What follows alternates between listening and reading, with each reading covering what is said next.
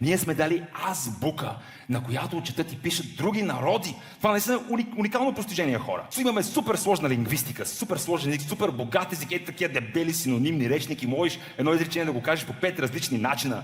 Отиваш в чужбина и навсякъде пишеш 3 букви и бегаш. Това не е абревиатура. Култура, образование и развитие, нали? Защото образование се пише со. Все някой ще каже, нали, ти това нали го пишеш там да ги обидиш. Не, всъщност това означава, че ние желаем добро на хората. Как така добро? Това не е ли добро само за жените? Вече не. Това всъщност идва от по-старата ни азбука, защото ние имаме не една, имаме цели 2 азбуки. Нека разгледаме глаголицата. Първият символ на глаголицата е аз. Това е аз. Нали? Аз. Прилича на човече. Следващото е буки. Това е символът за буки. Прилича на... На нищо не прилича. Следващото е аз, буки, веди. Ето го символът за веди.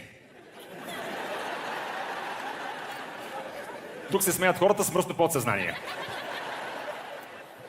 После глаголи. Глаголи, ето така, прилича малко на ръкописното Г. Ето вижте.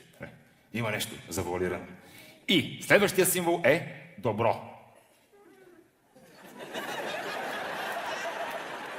Да.